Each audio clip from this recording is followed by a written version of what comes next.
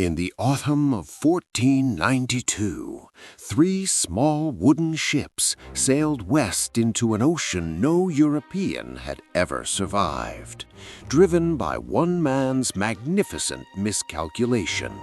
And on the far shore of that crossing, whether anyone aboard understood it or not, the modern world began.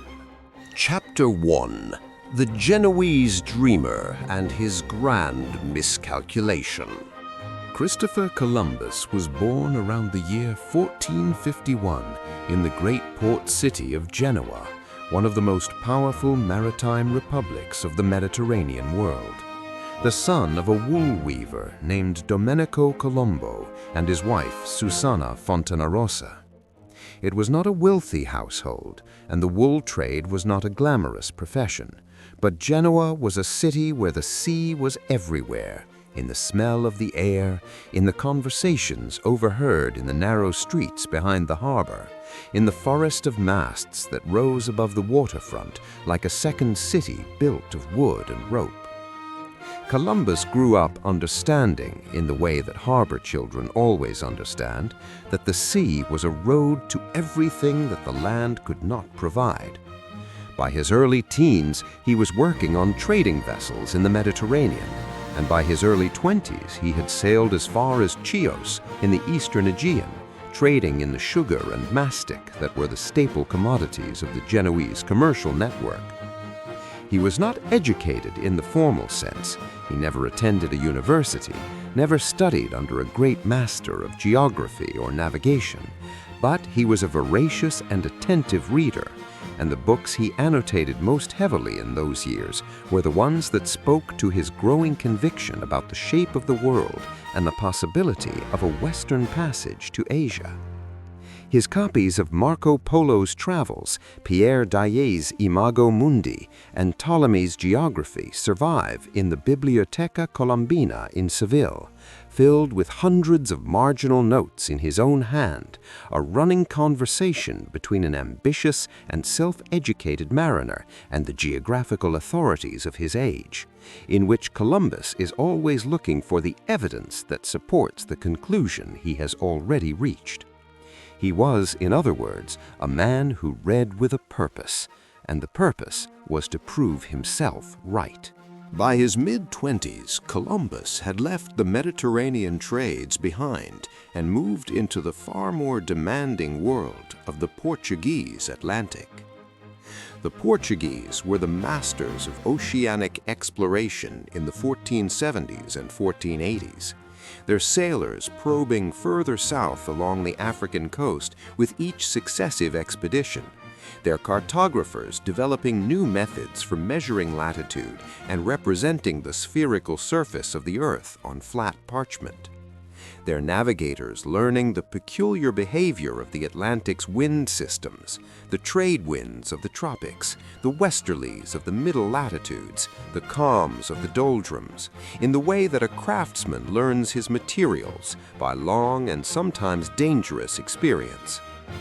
Columbus fitted himself into this world with remarkable speed.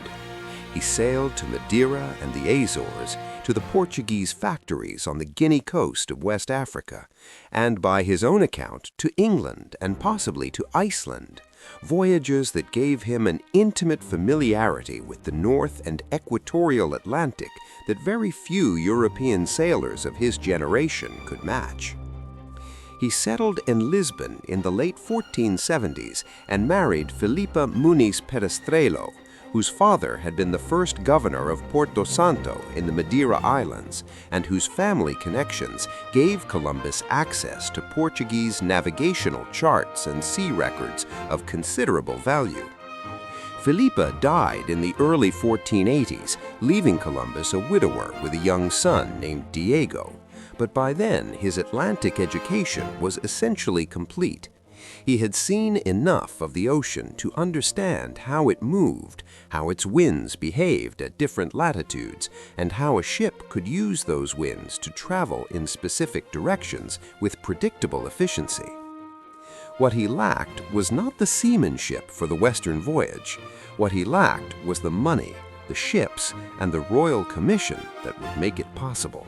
The intellectual foundation of Columbus's westward plan was built on a layered series of geographical claims, each one reinforcing the others, each one individually defensible by the standards of the available evidence, and the cumulative effect of which was to shrink the Atlantic Ocean from its actual width of roughly 3,000 miles at the trade wind latitudes to something closer to 2,500.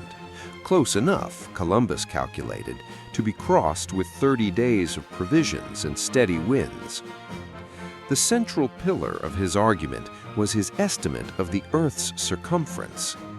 The Greek mathematician Eratosthenes had calculated this figure with remarkable accuracy around 240 BCE, arriving at approximately 25,000 miles, a result that has held up under modern measurement to within about 2%. Columbus knew Eratosthenes' figure. He rejected it because it made the Atlantic too wide to cross without running out of food and water. Instead, he preferred the calculations of the Arab astronomer Al-Farghani, known in European scholarship as Alfraganus, who had given a smaller value for the length of a degree of latitude. But Columbus then made a compounding error. Alfraganus had expressed his figures in Arab miles, which were significantly longer than the Roman miles Columbus used in his own calculations. By treating Arab miles as if they were Roman miles, a unit conversion error that any careful scholar would have caught, Columbus effectively shrank his estimated globe by roughly 25%, producing a circumference of around 18,000 miles rather than the correct 25,000. To this already compressed globe, he then added the geographical theories of Toscanelli, who argued that Asia extended much further eastward than conventional maps showed, and the descriptions in Marco Polo's travels of the wealthy island empire of Tsipangu, Japan, lying 1,500 miles off the Chinese coast. The result of all these adjustments was an estimate of roughly 2,400 miles from the Canary Islands to Japan. The actual distance is approximately 12,000 miles. Columbus was wrong by a factor of 5.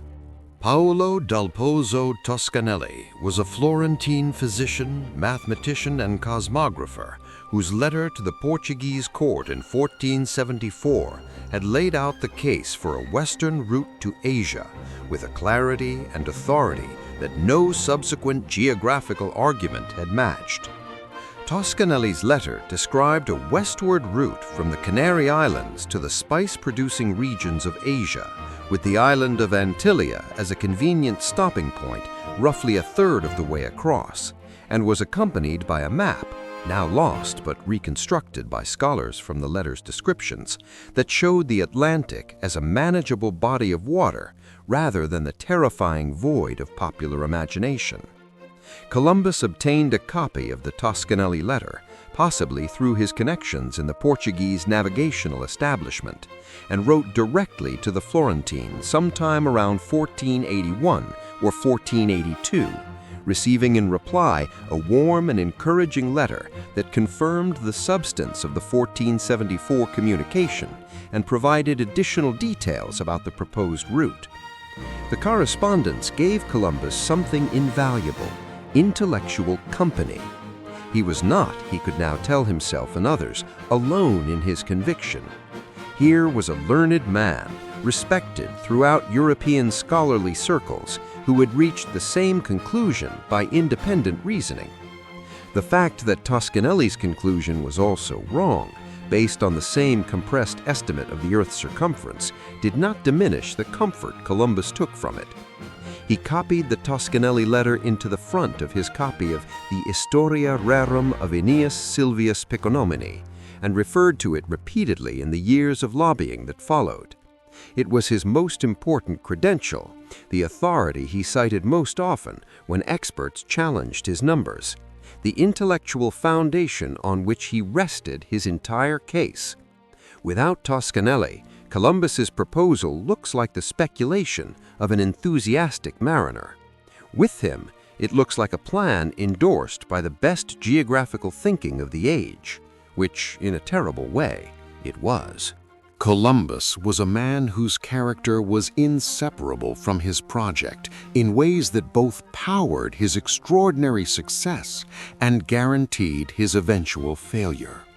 He was tall, red-haired, and powerfully built, with a face that contemporaries described as long and dignified, an aquiline nose, and eyes that were described variously as gray, blue, or light. The light eyes of a northern Italian in a world of dark Iberian faces, eyes that gave him a slightly alien quality at the courts of Portugal and Spain that may have worked in his favor, marking him as a man from somewhere else, a man with a perspective that the local-born could not replicate. He was an exceptional communicator in both Portuguese and Castilian Spanish, the two languages of his adult life, able to hold his own in scholarly disputation with university-trained geographers and theologians despite his lack of formal education, able to inspire confidence in rough Andalusian sailors who might otherwise have dismissed him as a foreign dreamer. He was also, by every account, a man of overwhelming personal certainty, a certainty about his own mission that went far beyond professional confidence into something closer to religious conviction. He genuinely believed that God had chosen him for this voyage, that his name, Christopherens in Latin, the bearer of Christ, was a divine sign of his destiny, and that the wealth he discovered in the West would fund a crusade that would liberate Jerusalem and usher in the end times described in Scripture. This was not a pose adopted for the benefit of religious patrons. It was a lived belief, one that survived rejection, poverty, ridicule, and years of institutional indifference. It was also, perhaps, a kind of madness, the productive madness of a man who has built an identity so completely around a single conviction that the dissolution of that conviction would mean the dissolution of the self. Columbus could not afford to be wrong, and so he was never wrong. And so he died in Valladolid in 1506, still insisting he had reached Asia. The commercial and strategic context in which Columbus developed his westward plan was one of genuine crisis and extraordinary opportunity. The spice trade between Asia and Europe, the commerce in pepper, cinnamon, nutmeg, cloves, ginger, and the dozens of other luxury commodities that Asian producers grew and European consumers craved had been the engine of Mediterranean commerce for centuries, generating enormous fortunes for the Italian city-states that controlled the final distribution network and for the Muslim intermediaries who managed the transit routes through the Middle East and Central Asia. But those routes had been severely disrupted by the expansion of the Ottoman Empire following the fall of Constantinople in 1453. The Ottomans had not exactly closed the overland routes. The idea of a complete Ottoman blockade of Eastern trade is a historical simplification. But they had made them more expensive, less reliable, and subject to taxation and political interference in ways that drove European merchants to look for alternatives. The Portuguese search for an African sea route to Asia was one response to this pressure. Columbus's proposed western route was another. The potential prize was staggering. Whoever controlled a direct sea route to the Spice Islands of Asia, bypassing all the intermediate powers, would capture a trade network worth millions of ducats annually, and in the process would transform the commercial geography of the entire known world. Columbus understood this perfectly. His proposal was not, at its core, a voyage of discovery. It was a commercial venture, framed as a religious enterprise designed to capture for Spain the trade that the Ottomans were threatening to choke off. The exploratory discovery was, from Columbus's perspective, a means to an end. The end was the spice route. The discovery of two unknown continents was, in the most literal sense, an accident.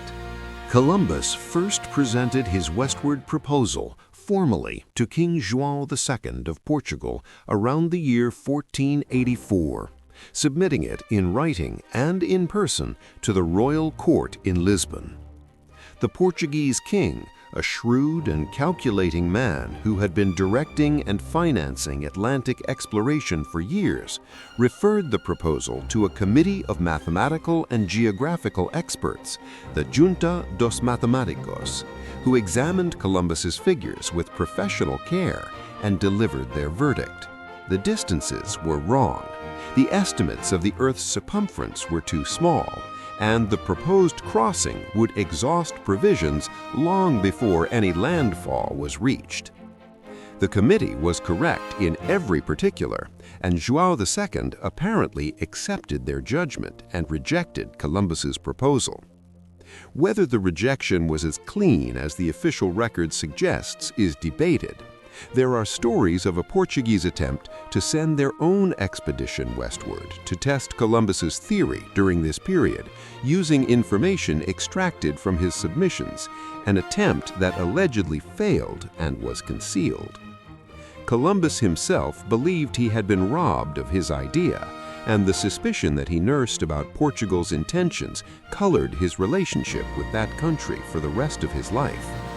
What is certain is that after the Portuguese rejection, Columbus gathered his son, Diego, and his ambitions and moved to Spain in 1485, presenting himself first at the monastery of La Rábida near Palos de la Frontera, where the Franciscan friar Antonio de Marchena gave him shelter, intellectual engagement, and the introductions to the Spanish court that would eventually, after 7 more years, change the world. At La Rábida, Columbus also met Martín Alonso Pinzón for the first time, a meeting that would prove as consequential as any he had with royalty.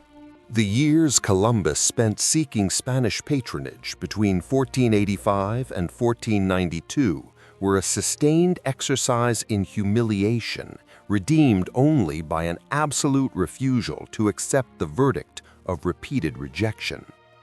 He was summoned before a commission appointed by Queen Isabella, headed by the Queen's confessor, Hernando de Talavera, which deliberated for 4 years, 4 years during which Columbus waited in the margins of the Spanish court, supporting himself by selling maps and charts and taking whatever casual employment came his way, before delivering its verdict in 1490. The project was geographically unsound, and the terms Columbus demanded were excessive.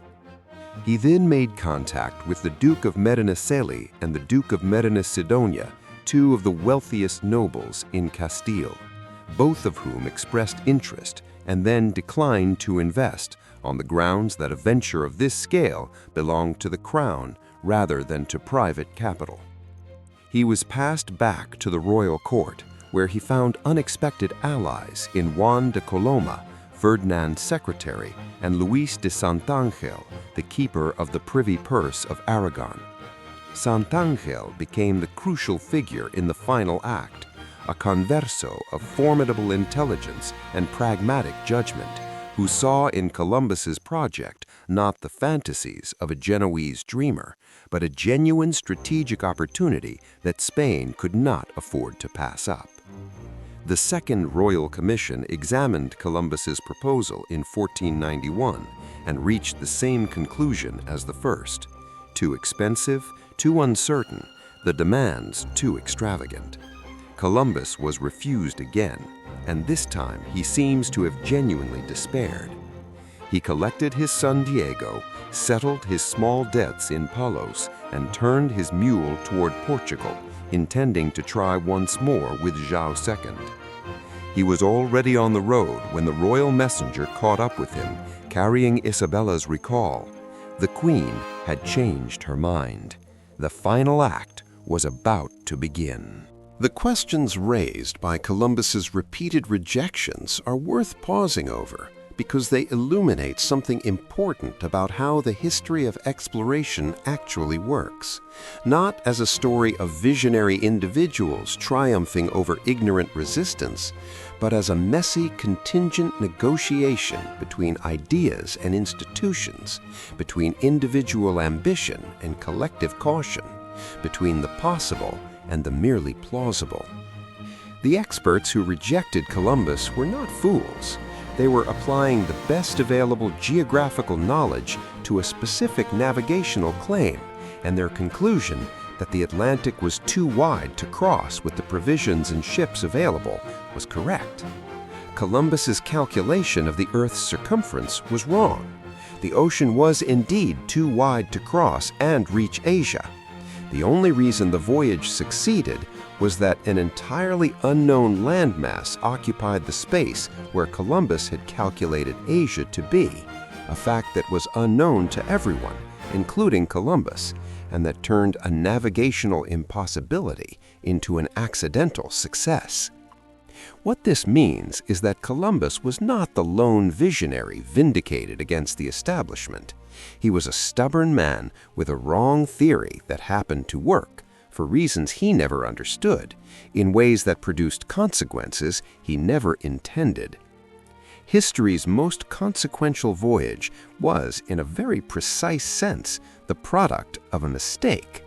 And the man who made the mistake spent the last 14 years of his life refusing to acknowledge what the mistake had found. Every map drawn in the generation after 1492 had to be revised to accommodate the reality of the Americas, and every subsequent voyage of exploration carried in its logbook, whether explicitly or implicitly, the lesson of Columbus's error, that the unknown world is always larger than the known world estimates it to be, and that the most important discoveries are made by people who are looking for something else. Columbus himself never learned this lesson. He went to his grave committed to the proposition that had launched him, unable to surrender the theory that had defined his life, even when the evidence against it was overwhelming, and the continent that disproved it bore another man's name. The final negotiations that converted Columbus' long-deferred dream into a royal commission were conducted in the extraordinary spring of 1492, a season in which the entire horizon of Spanish history seemed to be shifting simultaneously.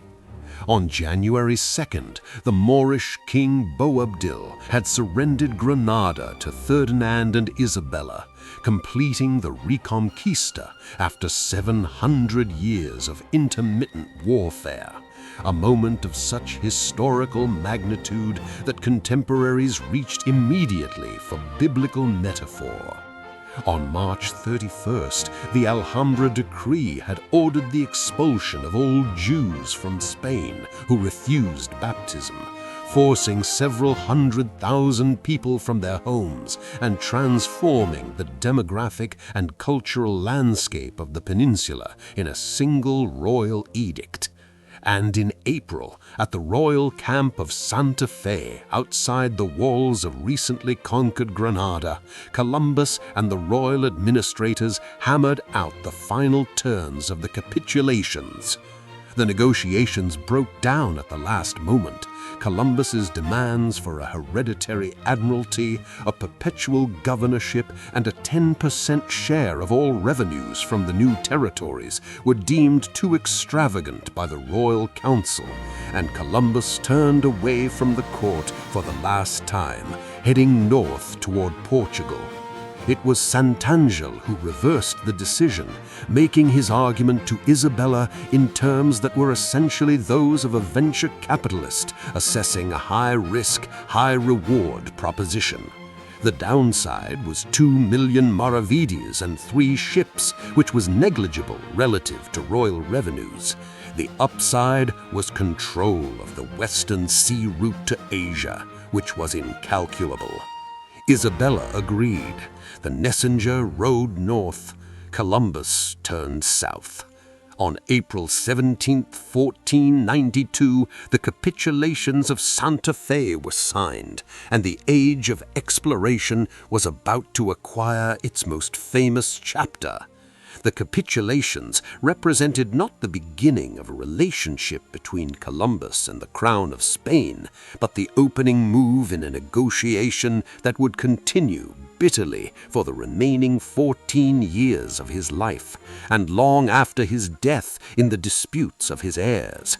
Ferdinand and Isabella had signed a document under the assumption that the voyage would fail. Columbus had signed the same document as if it were a covenant with God. Both parties would eventually discover, to their considerable surprise and discomfort, that it was neither. It was a contract, and contracts, unlike covenants, can be disputed, renegotiated, and relitigated for decades. Chapter 2. The Long Wait, 7 Years of Rejection, and the Spanish Gamble. The 7 years Columbus spent in Spain between 1485 and 1492 represent one of the most extraordinary exercises in sustained persistence in the history of exploration, a period during which a foreign-born commoner with no formal education, no institutional backing, and no demonstrated record of oceanic discovery managed to stay alive at the margins of one of the most powerful royal courts in Europe, maintain access to its most influential figures, survive 2 formal rejections by royal commissions, and ultimately extract from a deeply skeptical monarchy one of the most generous contracts in the history of discovery. He arrived in Spain carrying nothing but his idea, his charts, his son Diego, and the peculiar combination of physical authority and intellectual conviction that made people take him seriously even when they were refusing his requests. His first sponsor was the monastery of La Rábida near Palos, where the Franciscan friar Juan Pérez, who had been confessor to Queen Isabella, provided shelter, made introductions, and eventually wrote directly to the Queen on Columbus's behalf at a critical moment in 1491. His second patron was the Duke of Medinaceli, who housed Columbus at his court in Puerto de Santa Maria for 2 years while he wrote to Isabella about the project. Through these connections, Columbus obtained access to the royal court and eventually to the Talavera Commission that would spend 4 years examining his proposal before rejecting it.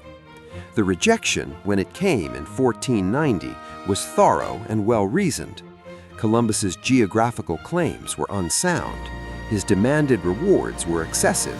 The commission recommended against the enterprise.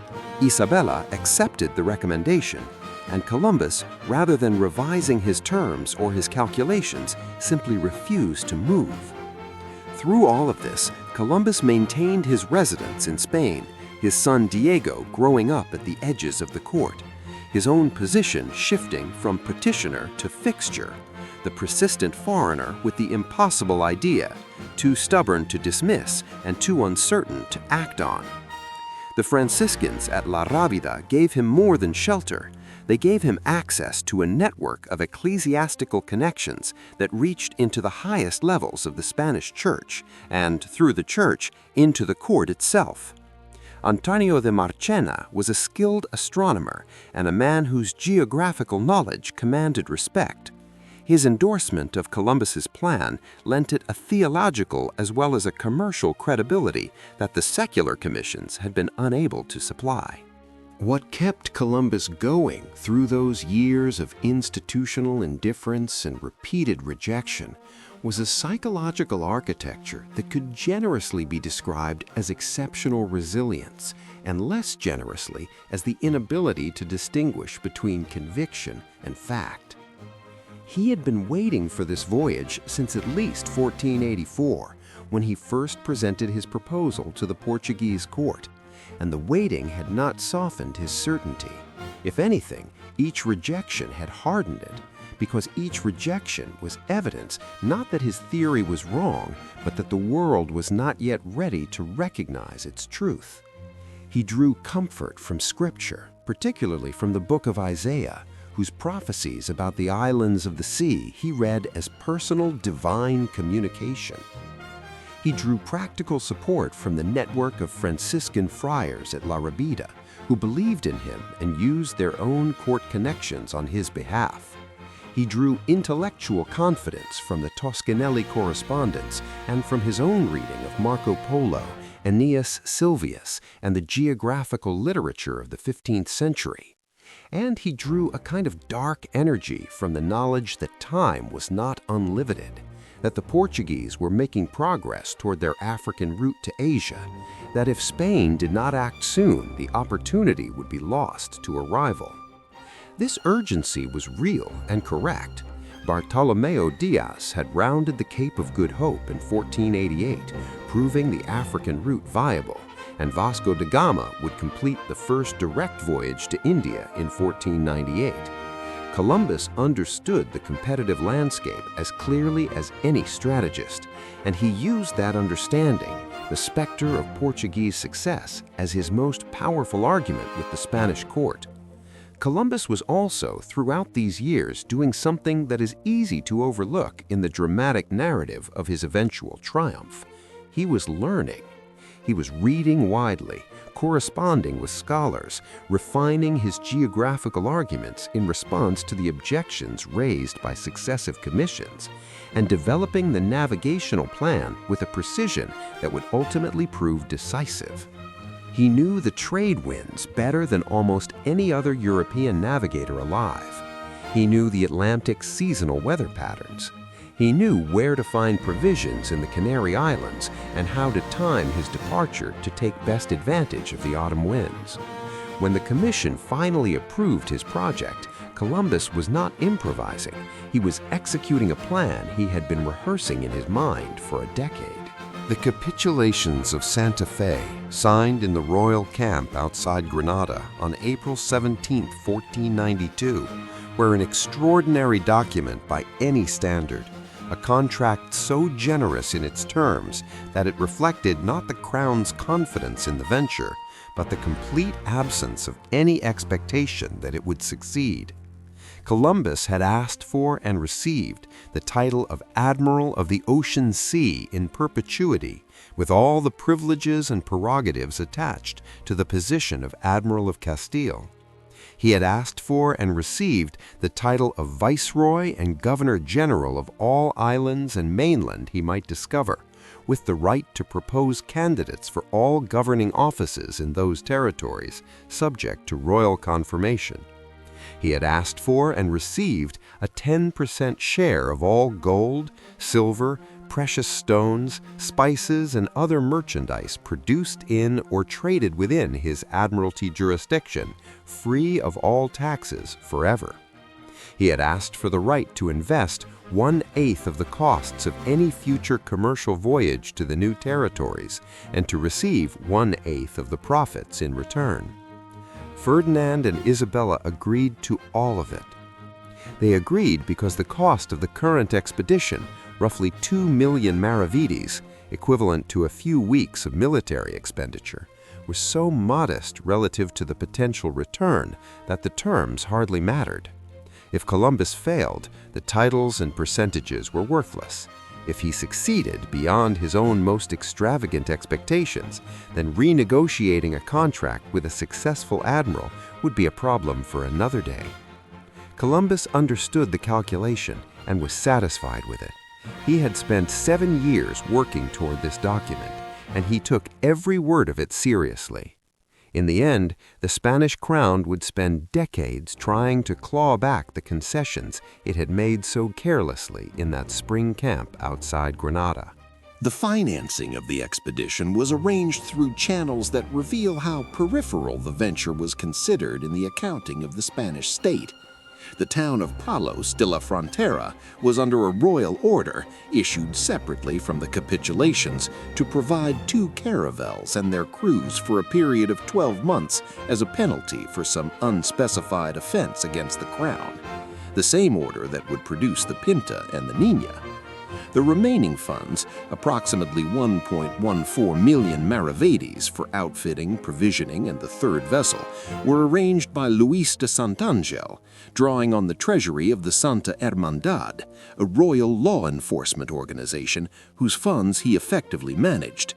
Columbus himself was required by the Capitulations to contribute 1/8 of the total cost, a sum he borrowed from Genoese bankers in Seville, probably members of the Spinola and Di Negro families, with whom he had maintained business relationships from his years in Lisbon.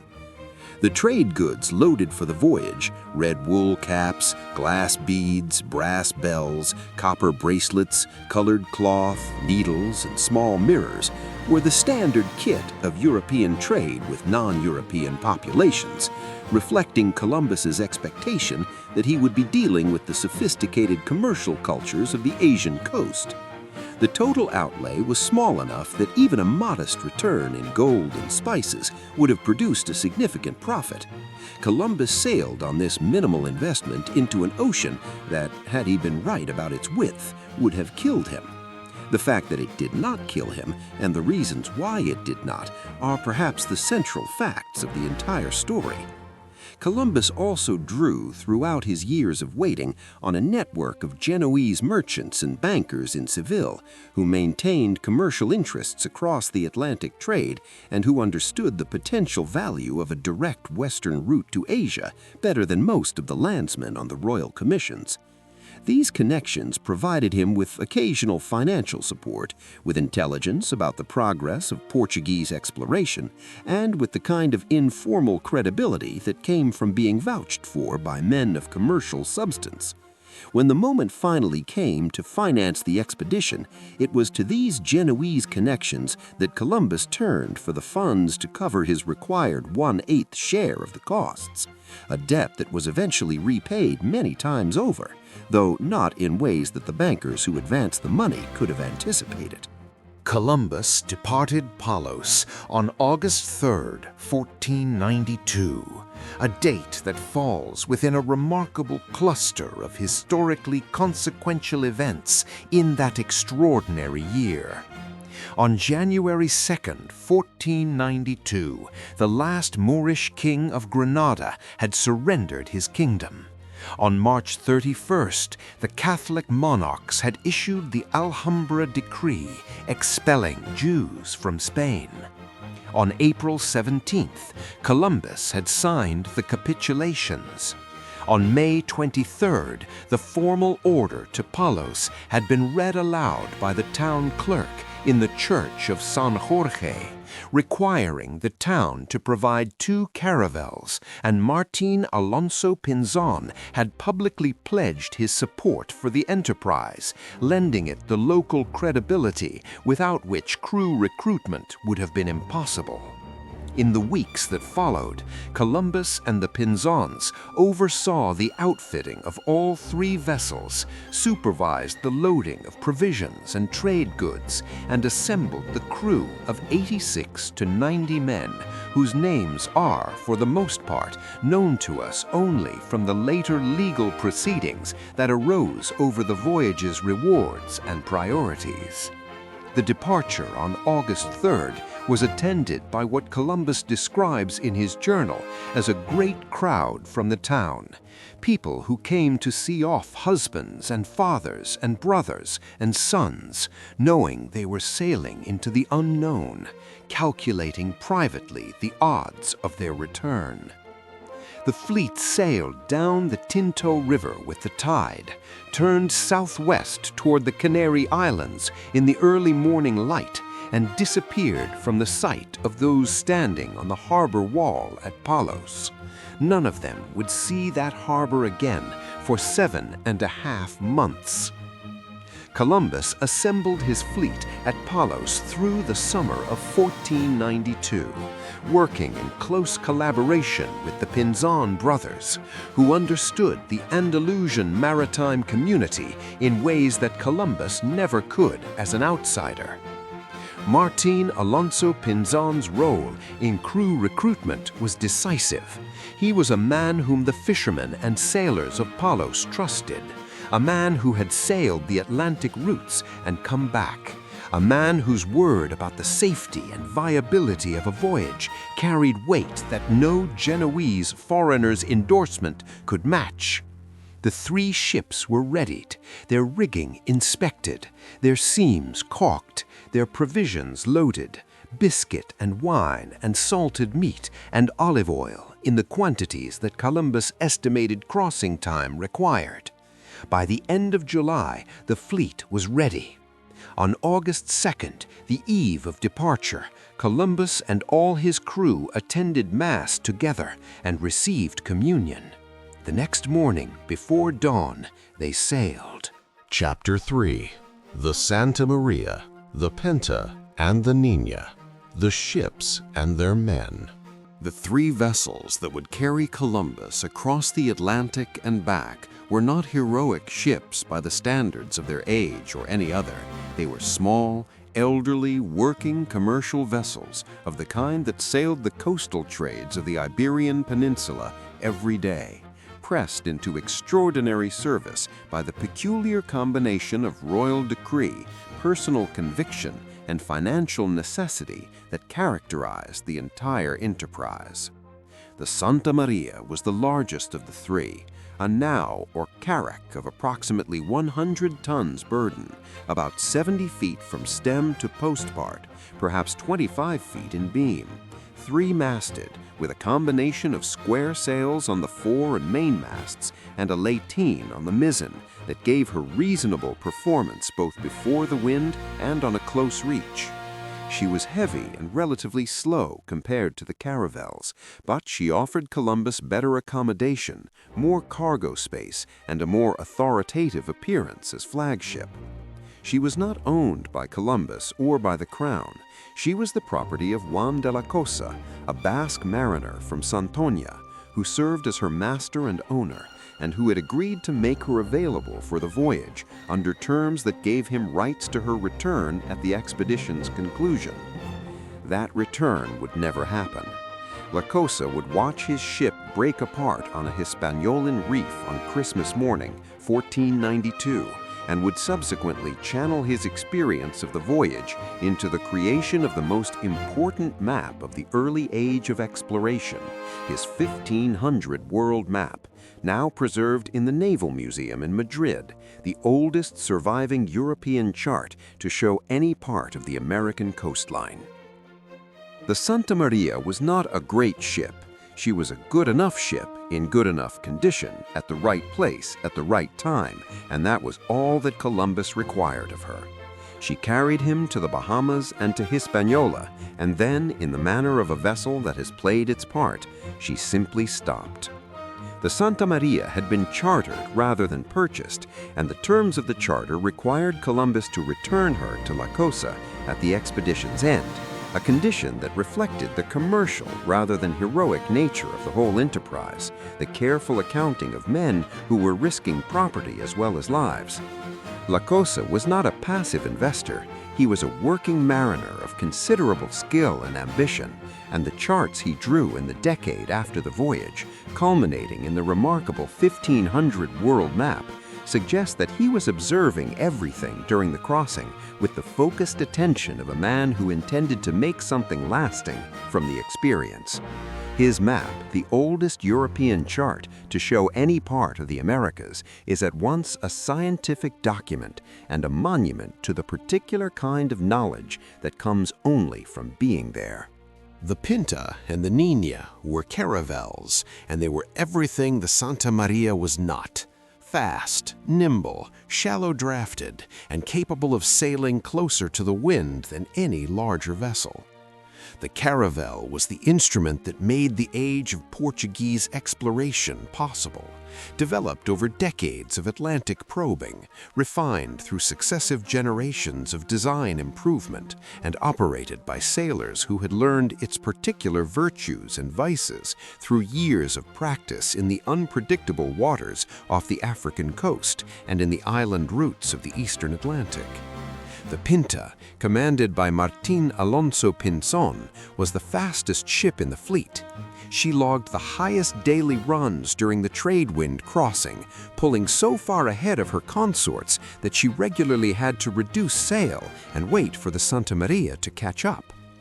It was her lookout, Rodrigo de Triana, who first saw the landfall on October 12th, and it was her signal cannon that woke the sleeping crews of the Niña and Santa Maria with the news.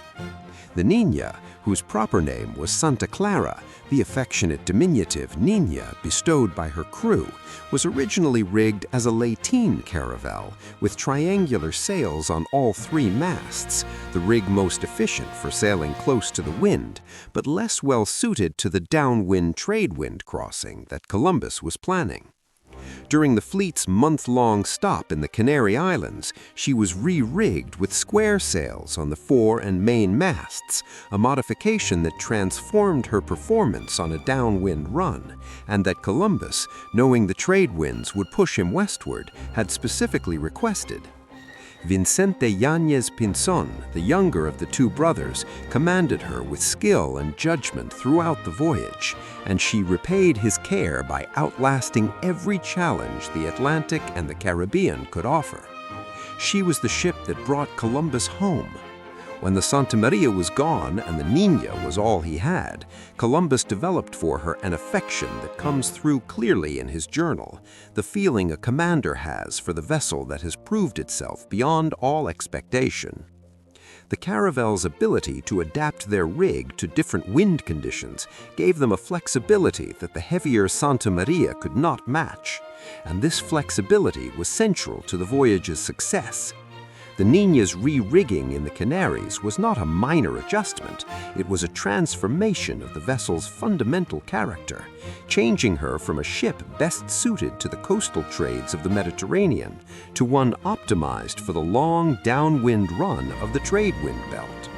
Columbus, who had sailed lateen-rigged vessels in the Mediterranean and square-rigged vessels in the North Atlantic, understood this distinction better than most, and the decision to re-rig the Niña before the crossing reflects a level of logistical planning that is often overshadowed by the dramatic narrative of the voyage itself. The crew that sailed with Columbus numbered between 86 and 90 men, a figure established through painstaking reconstruction from scattered documentary sources, since the original muster rolls have not survived. They were, contrary to the legends of later centuries, mostly experienced and relatively willing mariners rather than convicted criminals impressed into service or desperate men with nothing to lose. The great majority were Andalusians, men from Palos, Moguer, Huelva, and the surrounding towns of the Tinto and Odiel valleys, recruited through the personal authority and local connections of Martín Alonso Pinzón, whose family was among the most respected in the maritime community of the region. Without the Pinzons, Columbus would have sailed short-handed or not at all. The participation of a respected local family transformed the expedition from a foreigner's folly into a community enterprise that the men of Palos could join without shame.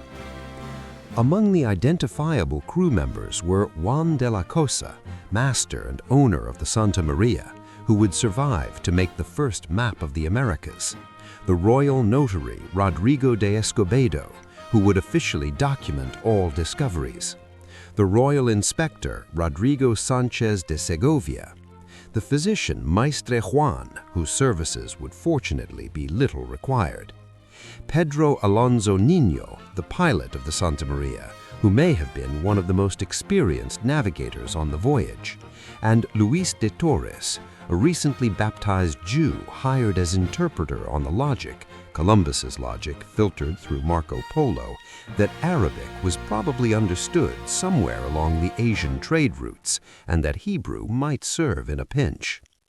The provisions loaded for the crossing were calculated for roughly 30 to 40 days at sea.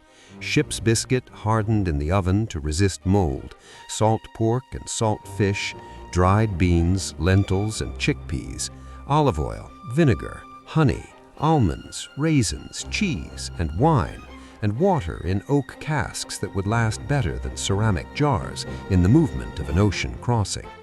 It was not a luxurious diet, but it was adequate, barely, for the crossing that lay ahead, and the fact that it held out precisely long enough was, like so much else about the voyage, a function of luck rather than planning. Chapter 4: 33 Days of Doubt, Crossing the Atlantic.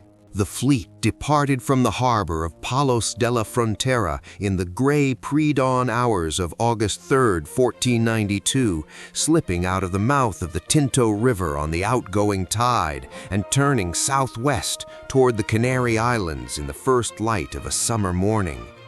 The crew had attended Mass in the Church of San Jorge the previous evening and received confession and communion, the formal religious framing of the enterprise, the acknowledgement that what followed was undertaken in the service of God and Crown, and that whatever happened on the far side of the ocean sea would be understood within that religious context. Columbus stood on the quarterdeck of the Santa Maria, watching the familiar coastline of Andalusia recede behind them, and if he felt the weight of 7 years of waiting and 10 years of theory pressing behind the moment, his journal gives no sign of it. He records the departure with the matter-of-fact brevity of a man who has already lived this moment in his imagination so many times that the reality of it is almost anticlimactic. The fleet called at Las Palmas in the Canary Islands within days of departure, where the Pinta's rudder, defective or damaged from the start, required replacement, and the Niña was taken to the careening ground and re-rigged. These repairs consumed most of August, and it was not until September 6, 1492, that the fleet finally departed from San Sebastián de la Gomera on the island of Gomera, the westernmost of the Canary Islands, and turned their bows into the open Atlantic. The Canary Islands lay at approximately 28 degrees north latitude, the latitude of the steady northeast trade winds that Columbus had specifically chosen as his route, understanding that those winds would push him directly westward across the Atlantic with a consistency and force that no other route could match. It was a navigational insight of genuine genius, where the standard Atlantic routes sailed by Portuguese vessels favored the higher latitudes where westerlies blew eastward. Columbus had correctly identified the tropical trade wind belt as a natural highway running in exactly the direction he needed. For the first 10 days, the sailing was, by Columbus's own account, almost impossibly pleasant. Steady winds from the northeast, clear sky, calm seas, the ships logging 100 miles or more in a day, the air sweet with the smell of tropical vegetation carried on the wind. Columbus wrote in his journal that the weather was like April in Andalusia, and that the crew found it agreeable. He did not write that he was keeping 2 sets of records. Columbus chose his departure latitude from the Canaries with the same deliberate calculation that had governed every other element of his planning. The traditional Portuguese routes to the Azores ran at higher latitudes, where the Atlantic's westerlies and the circular wind patterns of the North Atlantic gyre eventually pushed a vessel back toward Europe, routes suitable for vessels that needed to maintain some ability to return. Columbus's route at 28 degrees north was different in kind. It was a one-way lane, a conveyor belt running west, and the ships that took it committed themselves to going forward, because going back against the trade winds was all but impossible. This choice has been called one of the great navigational decisions in history, and the description is not excessive. No previous European navigator had understood, or at least acted on, the Atlantic's circular wind system in quite this way.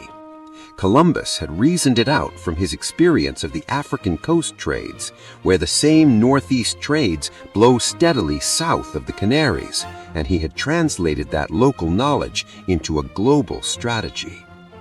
Columbus was maintaining 2 accounts of the voyage's daily progress from the first day out of the Canaries, a public log shared with his officers and visible to crew members who could read, that recorded somewhat lower daily distances than his private estimate, and a private record that reflected his actual navigational calculation.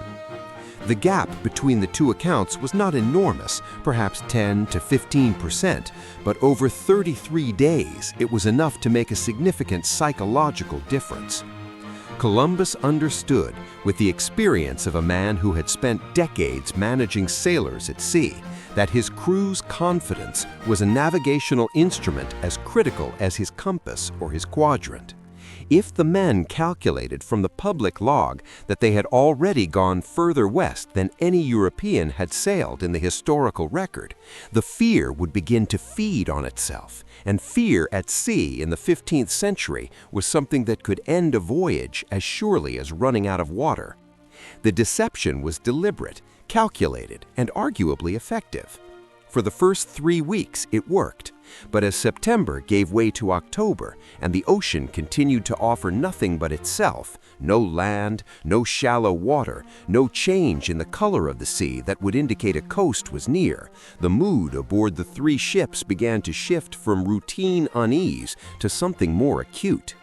The men kept their own tally of the leagues, and even by Columbus's understated figures, they were now in waters that no European sailor had ever survived.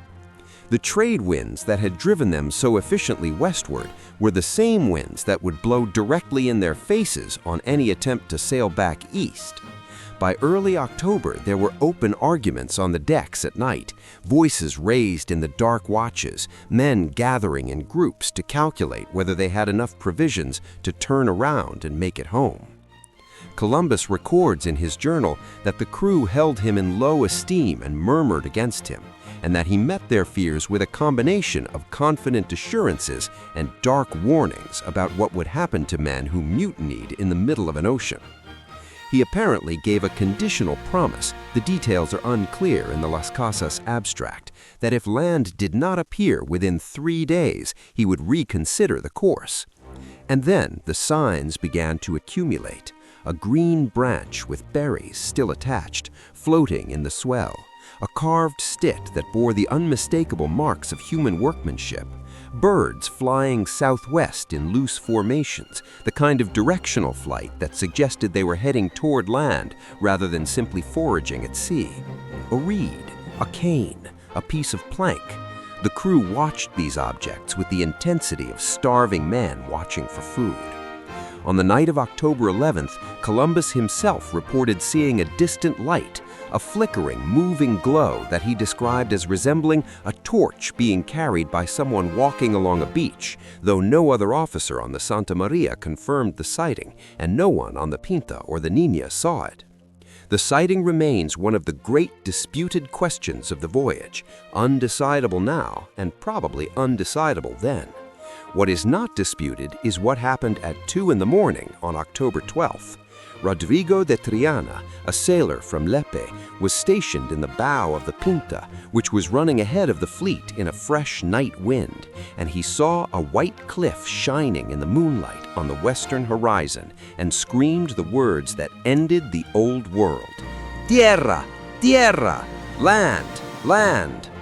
Captain Martin Pinzon confirmed the sighting, elevated a flag from the masthead as the agreed signal, and fired the Pinta's signal cannon.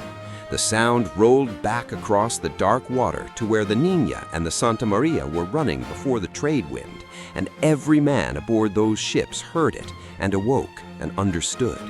Chapter 5. Land. October 12th, 1492, and the first contact. The dawn of October 12, 1492 came slowly over the Bahamas, the eastern sky lightening from black to deep indigo to a rich coral orange that gradually resolved into the flat, brilliant blue of a Caribbean morning. And as the light strengthened, it revealed an island of such generous, unhurried beauty that Columbus's journal, abstracted by Las Casas, can barely contain its emotion. It was flat, edged with white sand beaches of extraordinary fineness, the interior thick with trees of a lushness and variety that the Andalusian sailors had never encountered in their lives, not the dark pines and twisted olives of the Spanish coast, but tropical trees of a dozen different species, their leaves a dozen different shades of green, their branches alive with birds that the Europeans had no names for. After 33 days of open ocean, after 33 days of nothing but water and sky and the creaking of rigging and the growing weight of their own fear, the sight of solid land was almost physically overwhelming. Columbus named the island San Salvador, Holy Savior, in a gesture of gratitude toward the God he had believed was directing his voyage, and the name was as much personal acknowledgement as geographical designation. He had been saved, he believed, by divine will from an ocean that should have killed him. The island the Taino inhabitants called Guanahani is almost certainly the island now known as San Salvador, or Watling's Island in the Bahamas, though the identification has been disputed for 5 centuries, and at least 7 other Bahamian islands have been proposed as the true landfall by scholars working with varying readings of Columbus's journal and varying interpretations of the 16th century sailing directions. Columbus went ashore in the flagship's boat, accompanied by his captains and the royal officials, carrying the royal standard of Castile and Aragon and the expedition's Green Cross pennant. He planted the standard in the sand, read aloud the formal declaration of possession in the name of the Catholic monarchs, and had the notary, Rodrigo de Escobedo, record the act in official documents, the legal apparatus of European sovereignty being applied to a beach on an island that already had a people, a government, and a history extending back centuries. The ceremony was brief, precise, and consequential beyond any calculation Columbus or Escovedo could have made.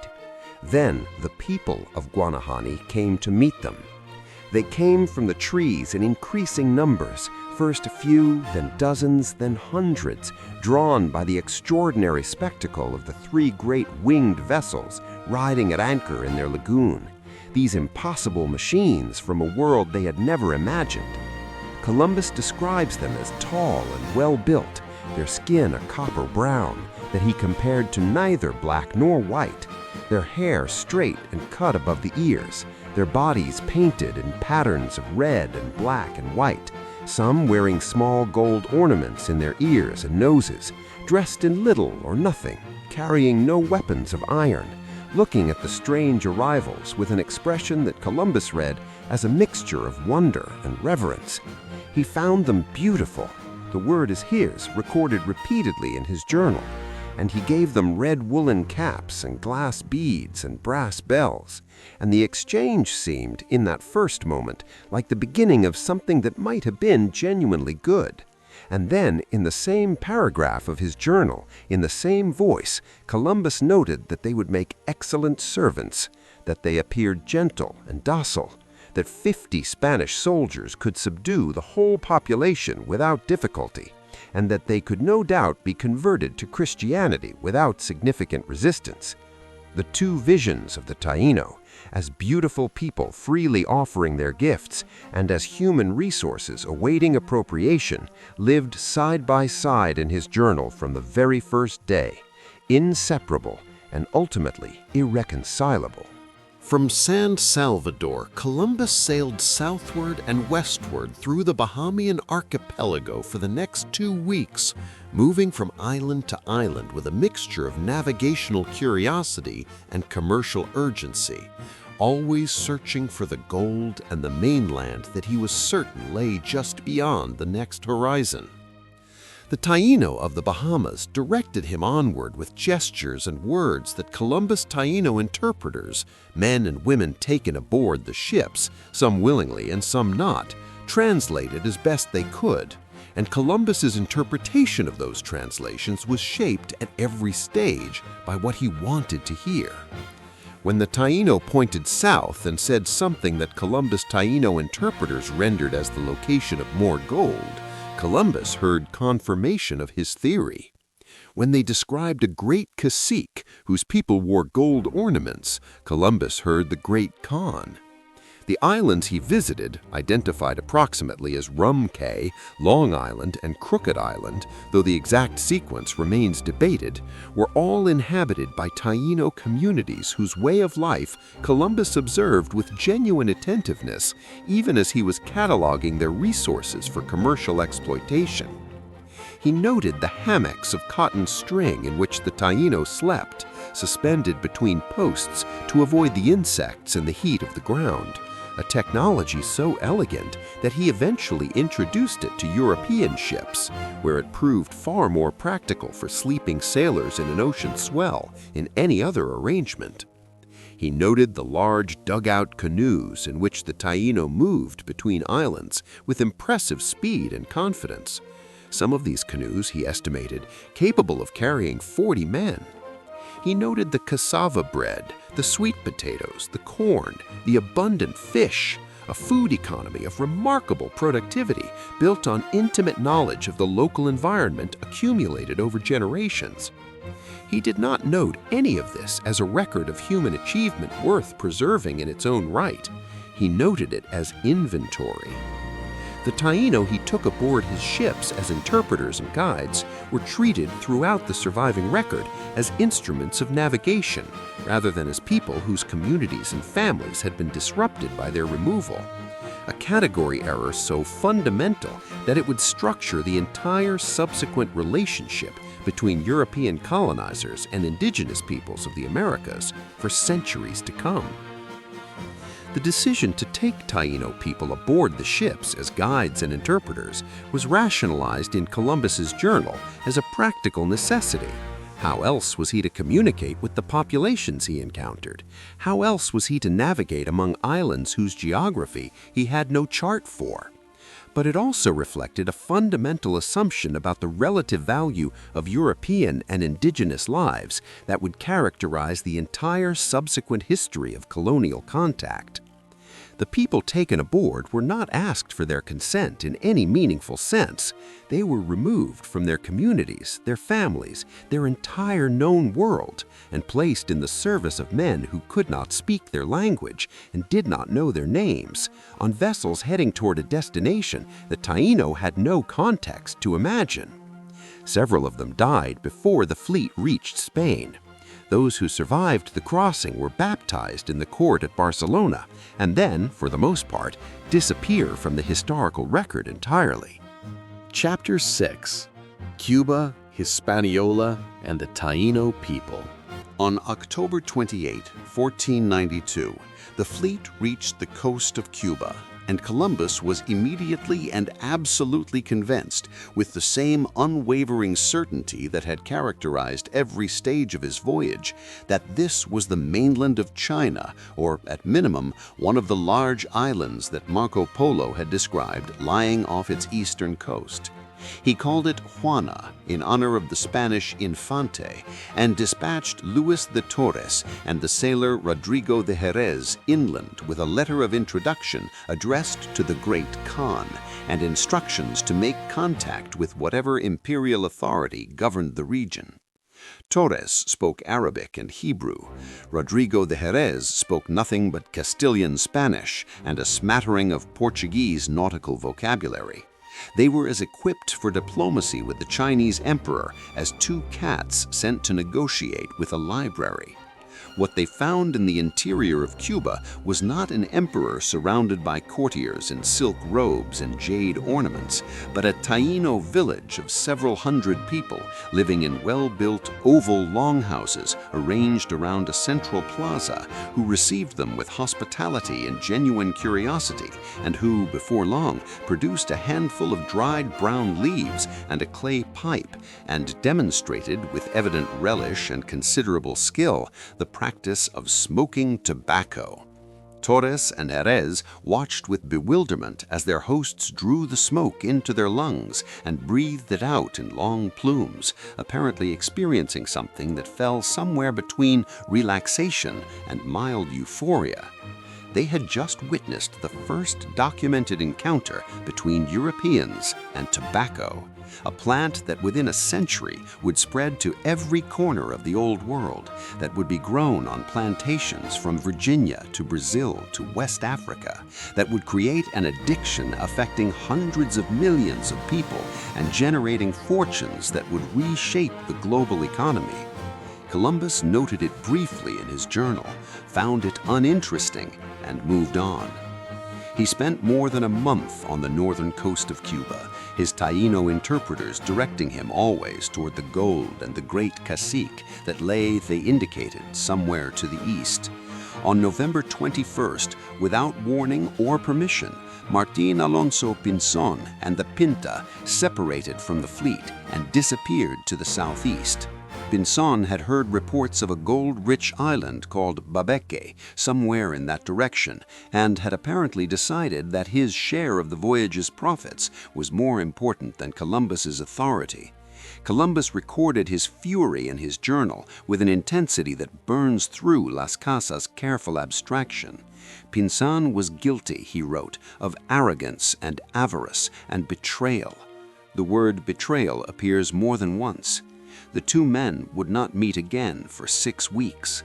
The episode of Pinzón's departure and the weeks of solitary sailing that followed illuminate something important about Columbus's character that his journal reveals only in flashes. Beneath the public confidence and the religious certainty lay a man who was acutely aware of how precarious his position was, how much of his success depended on the cooperation of men who had reasons of their own for being on the voyage and who were not, in the final analysis, under his absolute control. He needed Pinzón's ships, Pinzón's crew, Pinzón's local knowledge and credibility.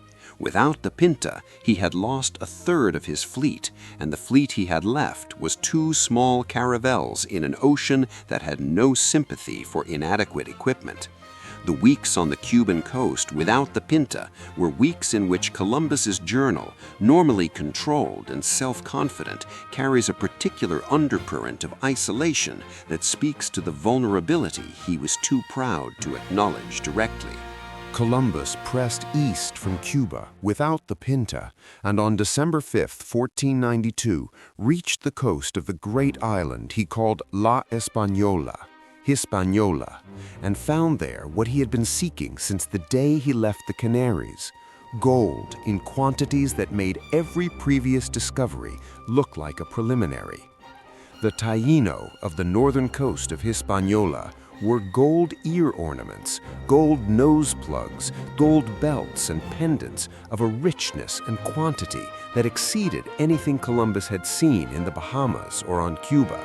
And they described the source, somewhere in the mountainous interior, a place called Cibao, in terms that Columbus, with his inexhaustible capacity for wishful interpretation, immediately translated into Cipangu, the Japanese island described by Marco Polo as a land whose palaces were roofed with gold. He was not in Japan. He was on the island that would become Haiti and the Dominican Republic, in the presence of a people who had been mining and working gold in the Cibao Valley for centuries. But Columbus's mind had already written the caption before his eyes had finished reading the page. On December 18th, the fleet made contact with the cacique Guacanagari, who governed the northern coast of Hispaniola from his village near what is now Cap Haïn in northern Haiti, and found him the most impressive and engaging indigenous leader yet encountered. Guacanagari received Columbus with ceremony and hospitality, providing food and entertainment and the kind of dignified engagement that Columbus had been hoping to find with an Asian emperor. He gave Columbus a belt decorated with gold fish and a mask with gold ears and eyes, and in return Columbus gave him glass beads, a scarlet cape, and, a gesture of unusual warmth, his own gloves. The relationship between the two men, conducted through imperfect and multi-layered interpretation, was one of genuine mutual regard, at least in the immediate term, and it would have consequences that neither man foresaw. The Taíno of Hispaniola were, by Columbus's own account, the most culturally sophisticated indigenous people he had encountered, their villages larger, their material culture more refined, their agricultural economy more productive, their political structures more complex than those of the Bahamian Taíno. They lived in communities of hundreds and sometimes thousands, their houses arranged around the batey, the central plaza where the ball game was played, in ceremonies that combined sport with religious observance. They governed themselves through a hierarchy of caciques and sub-caciques, whose authority was both hereditary and validated by demonstrated wisdom and leadership. They practiced a polytheistic religion of considerable sophistication, expressed through the carved wooden and stone zemis that served as both sacred objects and embodiments of ancestral power. And they were, in December of 1492, at the height of their civilization, their population probably somewhere between 250,000 and 1 million people on Hispaniola alone, a population that would be reduced within 30 years of Columbus's arrival to perhaps a few thousand survivors, victims of a catastrophe so total that the word genocide, applied to it by some historians, does not seem excessive. The Spanish colonial project on Hispaniola that Columbus initiated in December 1492 proceeded from a set of assumptions about indigenous peoples, their legal status, their religious obligations, their economic utility, that were baked into the entire ideological framework of the Reconquista, and that no amount of practical evidence about the sophistication and humanity of the Taíno had any chance of dislodging. The Taíno of Hispaniola were, by Columbus's own account, potential subjects, potential converts, and potential laborers, categories that contained within them the logic of coercion, even when they were expressed in the language of benevolence. The encomienda system that would eventually formalize the exploitation of indigenous labor did not need to be invented, it only needed to be transferred from the model of the Moorish subjects of the Reconquista to the new context of the Caribbean, a transfer that took place with minimal modification and catastrophic results. Chapter 7: The Wreck of the Santa Maria and the Return to Spain. Christmas Eve of 1492 found Columbus anchored off the northern coast of Hispaniola in waters he'd been exploring for 3 weeks, exhausted in the way that nearly 5 months of continuous command and constant navigational anxiety will exhaust even the most robust constitution. He had been awake by his own account for more than 30 consecutive hours, and sometime after midnight on December 24th, he went below to rest, leaving the Santa Maria in the charge of the helmsman and giving the helmsman permission, contrary to Columbus's own standing orders, which expressly forbade it, to hand the tiller to a cabin boy while he slept. The cabin boy, whose name Columbus does not record and who has remained anonymous in history despite his role in one of its most consequential accidents, felt the ship begin to move strangely on the current and chose, fatally, to do nothing for a moment too long. By the time the helmsman realized what was happening, by the time he ran to wake Columbus, by the time Columbus came on deck pulling on his clothes and shouting orders, the Santa Maria was grinding against a coral reef off the coast near what is now Cap Haitian in northern Haiti, with a sound that no sailor who has heard it ever forgets: the rhythmic, grinding shriek of a wooden hull being worked against coral by the swell, each wave lifting the ship slightly and dropping it again harder on the reef, the seams opening a little more with each impact.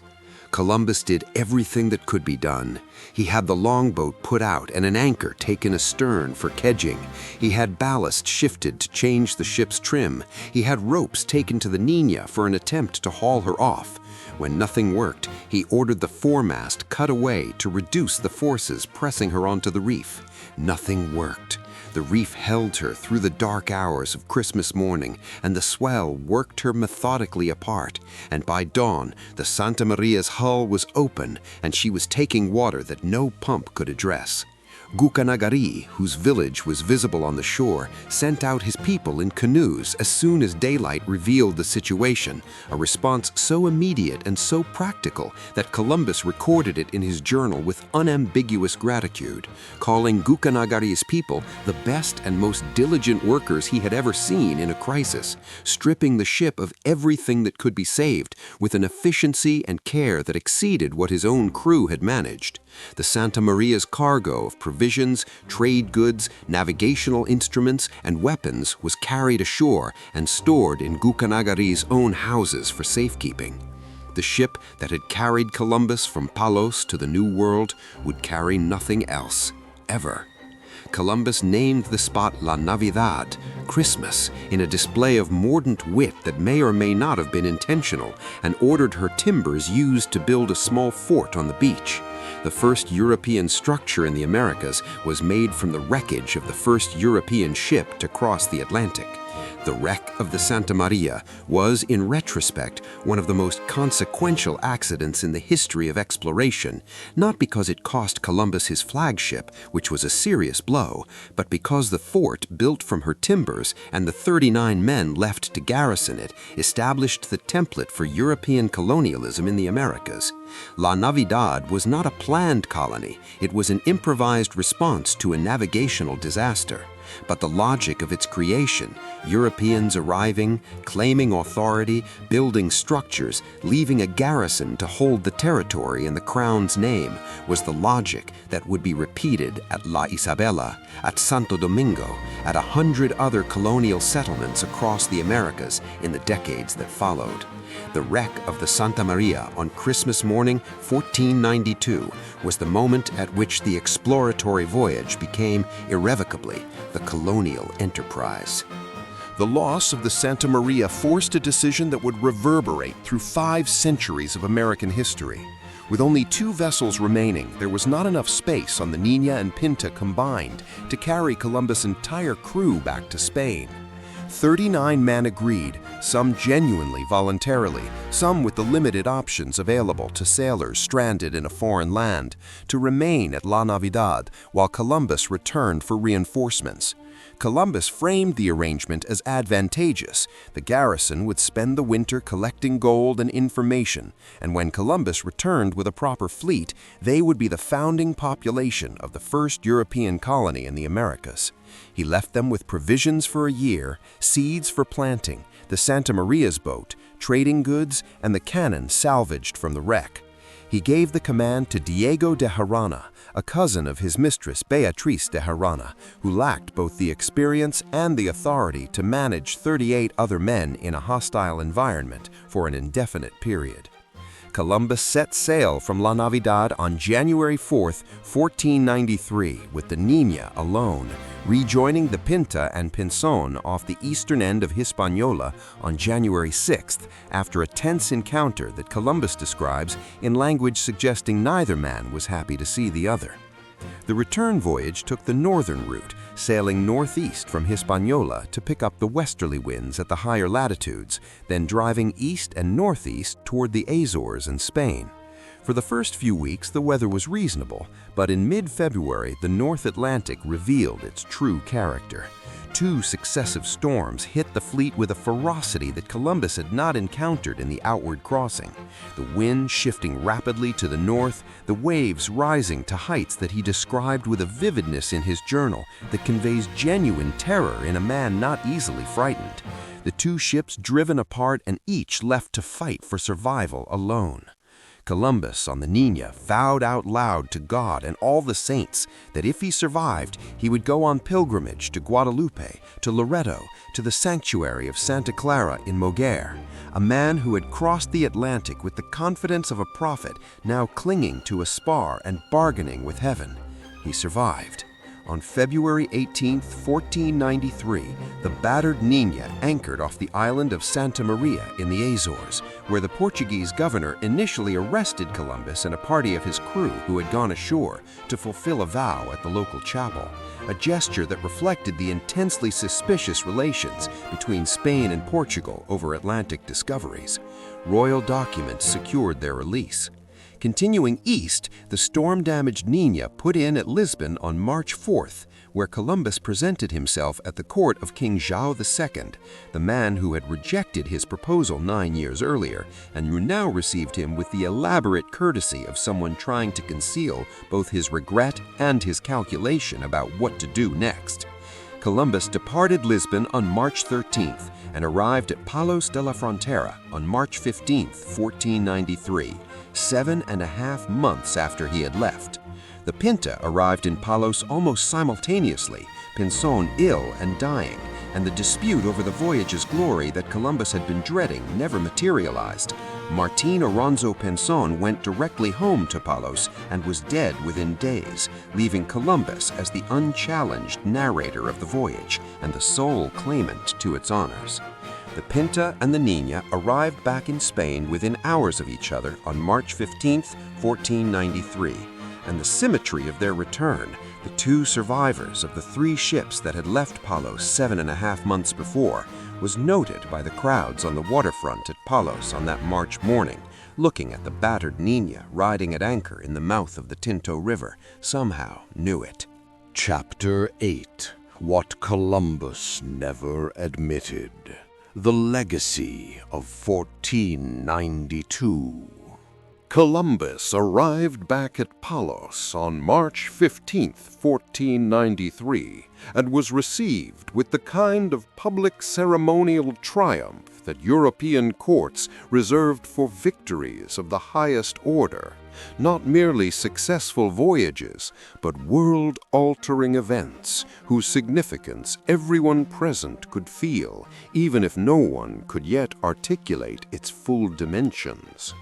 He traveled from Palos to Seville, where he was greeted by crowds that had followed the progress of his letter through the printing presses of Europe, a letter written on the homeward passage and published in Barcelona almost before Columbus himself arrived, translated into Latin and circulating throughout Italy, Germany, and the Netherlands within weeks of his return, the first genuinely global news event of the modern era. The letter was a masterpiece of promotional writing. It described fertile green islands of extraordinary beauty, gentle and attractive peoples who would make willing converts to Christianity, gold accessible to any man willing to collect it, and the promise of spices and other riches that lay just beyond the explored horizon. It said almost nothing about what he had actually found: the small Bahamian islands, the Taíno people in their cotton hammocks, the modest gold ornaments of Hispaniola's chieftains, and a great deal about what Columbus wanted the world to believe he had found: the offshore islands of Asia, the threshold of the Great Khan's empire, the western entrance to the spice trade. The reception at Barcelona, where Ferdinand and Isabella were holding court, was one of the great theatrical spectacles of the late medieval world.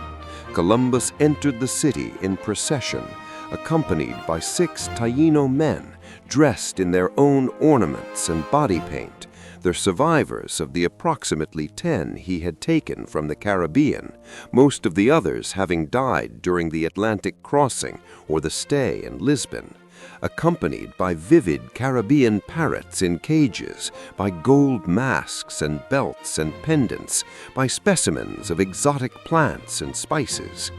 He was received in the throne room of the palace and permitted to sit in the presence of the monarchs, an honor so extraordinary that contemporary accounts mentioned it with something close to awe, and formally confirmed in every title and privilege the Capitulations had promised.